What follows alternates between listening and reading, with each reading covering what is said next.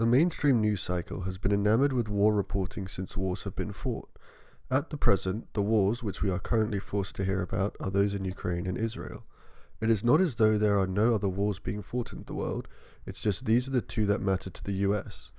The war in Ukraine has been raging for almost 2 years, and in that time there has been a clear sentiment among Americans that Russia must be stopped, and that Ukraine should be returned their land and sovereignty. This is a particularly easy viewpoint to take, as Ukraine was invaded and has done nothing other than defend themselves from their invaders.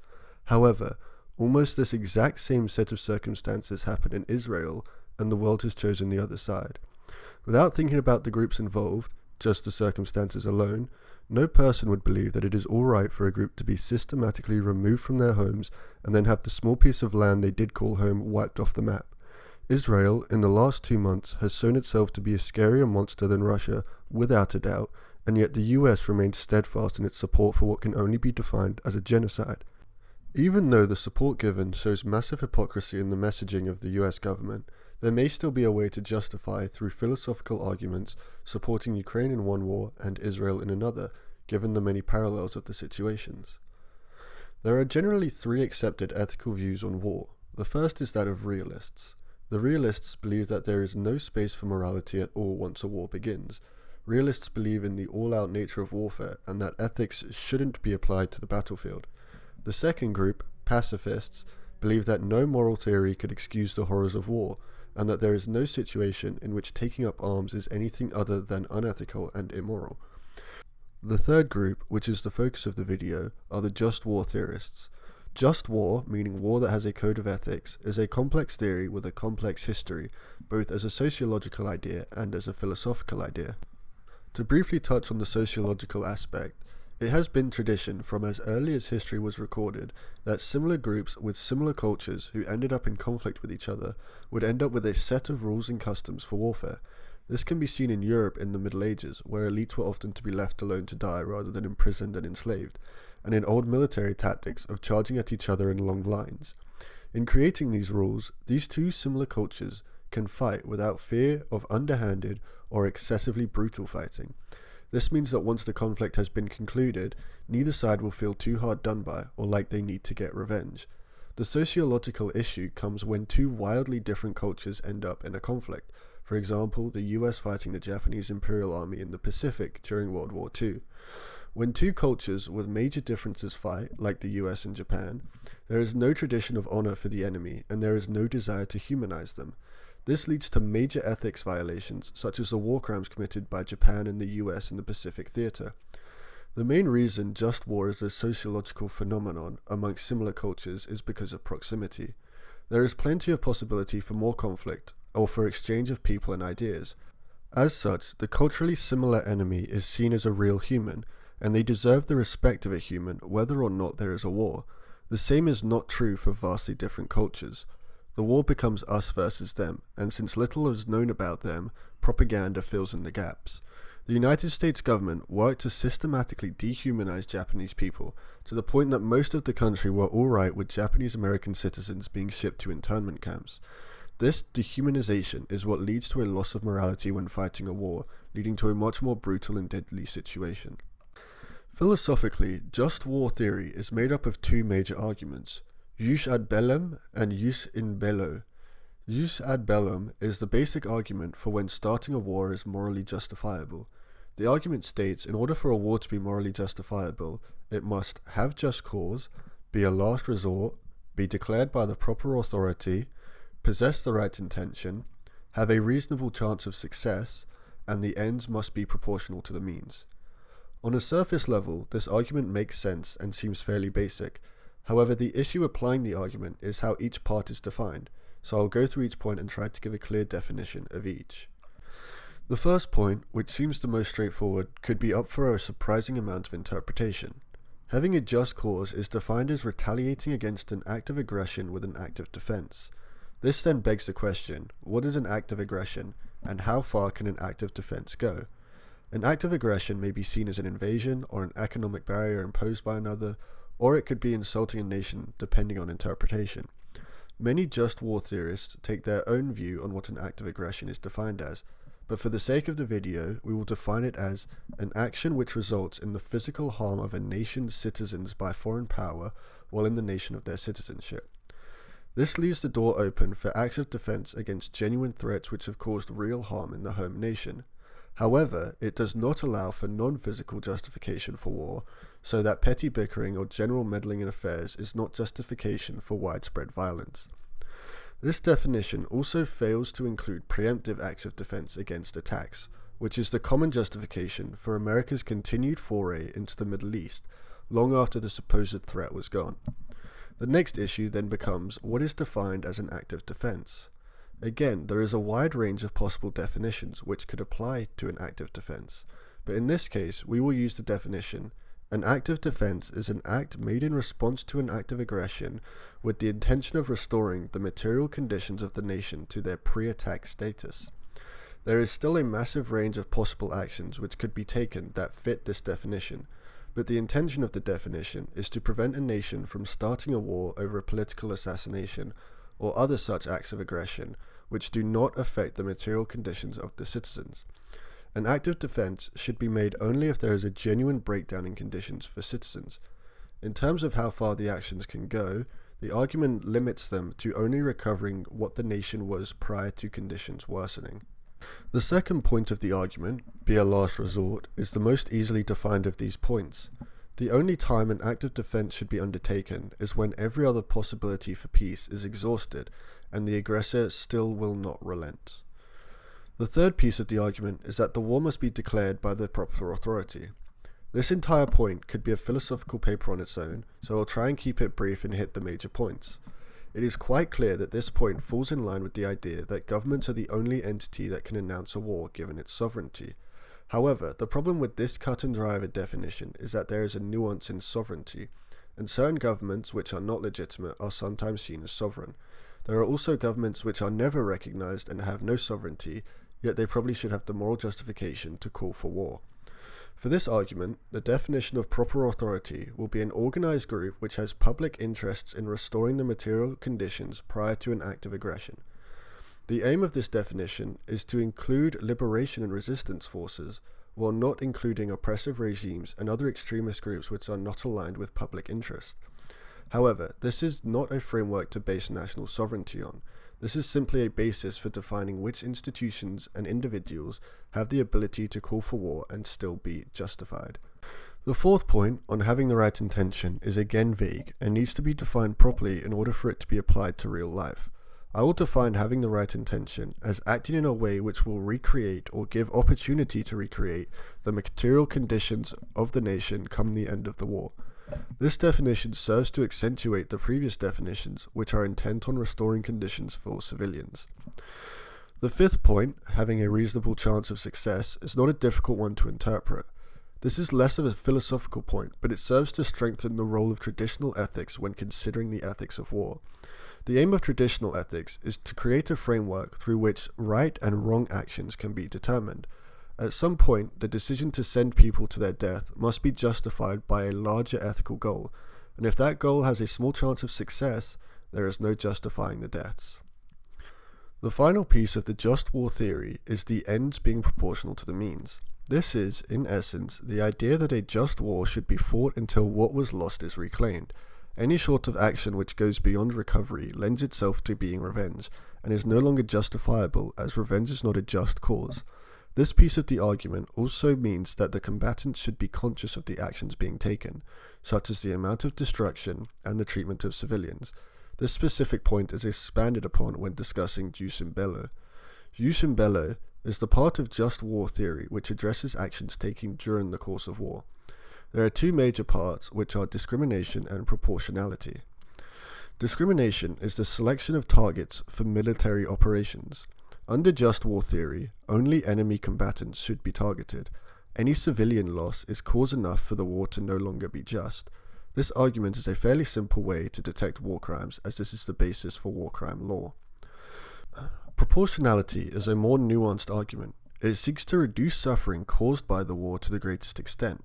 While the nature of war means that there will be some level of destruction, a combatant shouldn't go out of their way in order to cause devastation or casualties. An easy way to see why proportionality matters in this way is Cambodia and Vietnam. The US couldn't win its war, so it laid waste to Vietnam and Cambodia, conditions which still affect citizens' lives and will probably continue to do so forever. Having defined each piece of the argument, there is clearly a lot of room for interpretation, and there is a range of possible actions which could be taken, depending on the situation, in order to maintain a just war. With this new framework, it is time to determine whether the wars in Ukraine and Israel are ethical based on just war theory. On February 24, 2022, Russian President Vladimir Putin decided to invade mainland Ukraine. However, this was Russia's second foray into Ukraine, having previously annexed the Crimean Peninsula in February and March of 2014. Putin expected the invasion to end with a quick victory. However, Ukraine's army dug in and are now holding the line roughly 200 kilometers behind their border with Russia. Now we can go through each point of the ethical framework we developed for war and apply it to Russia's invasion of Ukraine. It is important to remember that every condition of the argument must be met in order to be ethical, so one condition failing means the war cannot be just. With that said, on point 1, having a just cause, we narrowed the definition to performing an act of defense having been faced with an act of aggression, and an act of defense is an act made in response to an act of aggression with the intention of restoring the material conditions of the nation to their pre-attack status. In this case, Ukraine has made no aggressive act, yet Russia still attacked. Therefore, Russia's war is not just. From the Ukrainian perspective, the argument can again be applied. We know that the first point is having a just cause, and based on the definition we found, Ukraine has a just cause in defending their land from the invading force of Russia. The second point, be a last resort, is clearly met without the definition. Russia invaded Ukraine with military force and left Ukraine with no choice but to defend itself with military force, lest it be conquered. The third point, declared by proper authority, is also met, as Ukraine is recognized as a sovereign nation, and has been since the USSR was split up. Even though Russia believes it has a claim over Ukraine, it cites history which is far too old to be applied in the current political climate, therefore ensuring Ukraine's sovereignty as a nation. On the fourth point, having the right intention, Ukraine again meets the grade. The government of Ukraine has made it clear it has no intention beyond reclaiming the land which was theirs prior to the invasion. While attacks have been made inside Russian territory, they target militarily significant areas, while intentionally reducing civilian casualties. The fifth point, having a reasonable chance of success, is of particular interest in this case. Ukraine does not technically have a chance of success, yet the support from the Western world has given a lifeline. The problem for Ukraine is the reliance on Western powers. Without their support, there is no chance of success, and Ukraine would fail on this point. However, Ukraine has funding for now, and thus meet the conditions of the argument.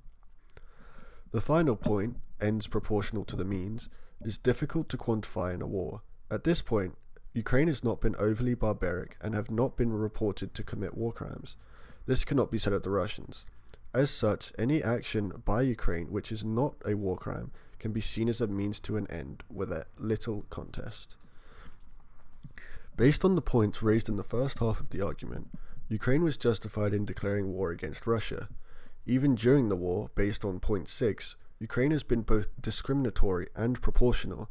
According to all the research I have conducted on the war, Ukraine is fighting an ethical war which should be supported based on the just war theory. The war in Israel is similarly supported in the US, however, the argument struggles to support it. The 6 conditions of just war theory do not align with the rhetoric that Israel has been broadcasting to the world. This can be easily seen by examining each of the conditions and how Israel fails to meet them. The first condition, have just cause, is arguable under the definition provided. Israel is justified in terms of the last 6 months. However, with any depth of research, it can be seen that Israel has been poking the Palestinian bear. Since Israel was given the land charter, Zionists have oppressed the Palestinian people, with evidence dating back to the Nakba. Even in modern times, Zionists steal land from Palestinian people outside of the charter, which wasn't legal in the first place. Settlers have been making their mark in the West Bank and Gaza, leaving no room for morals when they murder Palestinians for no reason and with no recourse.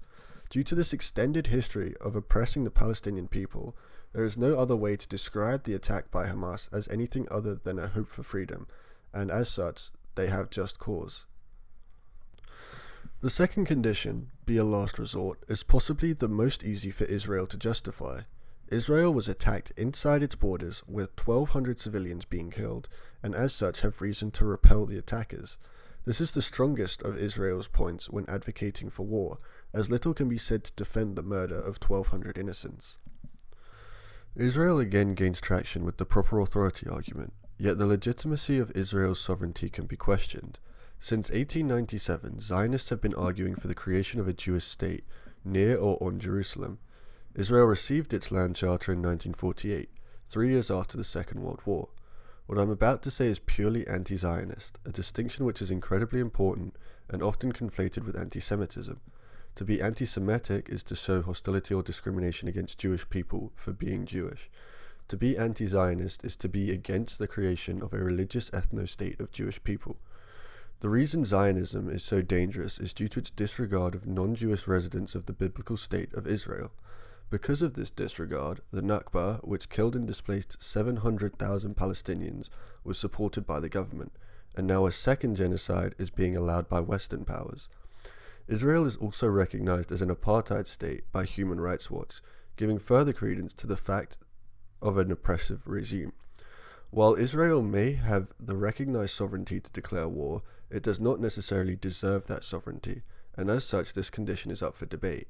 This can be further reinforced by the fact that the attack on Israel was conducted by what is interpreted by international law to be a resistance force.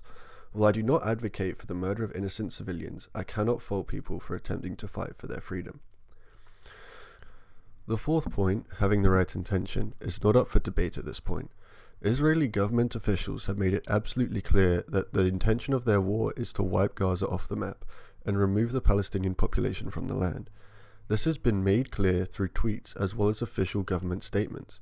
While Israel tries to justify this with the rhetoric of eliminating Hamas, there is no ethical justification for the dropping of bombs on hospitals, residential buildings, and refugee camps, and no intention can be logically argued other than outright destruction. When comparing this war to other wars fought against terrorist groups such as ISIS and the Taliban, it is clear there is little chance of success.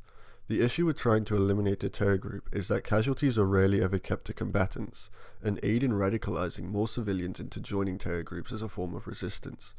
In the Israel conflict, the IDF has succeeded in becoming the most hated thing in Gaza, and it would not be absurd to assume that some Palestinians are taking up arms in resistance to the terror campaign imposed by Israel. Israel may end up being successful in their war, however it would likely come at the cost of the entirety of Gaza. When discussing whether the means are proportional to the ends, the scope of the Israeli campaign must be compared with the effectiveness of the campaign. Israel has displaced most of the 2.3 million civilians in Gaza and has killed roughly 20,000. According to their statements, Israel claims to have killed 7,000 Hamas fighters. There is no ethical argument which can justify the means in this case. Israel has killed 20,000 civilians in order to kill 7,000 fighters, which means that a Hamas fighter is dying for every 2.85 Gazan citizens that die. When civilian casualties are meant to be reduced, this ratio is completely shocking. Based on the ethical framework of just war, Israel's war on Gaza is unjustified. However, this does not condone the actions taken by Hamas. Hamas instigated the war and killed over 1,000 civilians, which is unjustifiable. However, the absurd reaction by Israel is the most televised genocide in history and has been neither proportional or discriminatory, which can be seen by the 2.85 civilians per combatant statistic. Just war theory, at the end of the day, is an ethical framework which is used to analyze war. In reality, war is far from ethical, and while there may be some rules which some people follow, war is a battle for life and death. When it comes down to it, people will do what they need to do in order to survive, often losing a part of their humanity with it. There is no situation which should have to be solved by murdering their neighbor, and it should be up to the strongest nations to quell unrest in the world through strong diplomacy and arbitration. The backwards thinking of the Western nations has led to a point where support for both Israel and Ukraine can be nothing but hypocritical. Thank you for watching.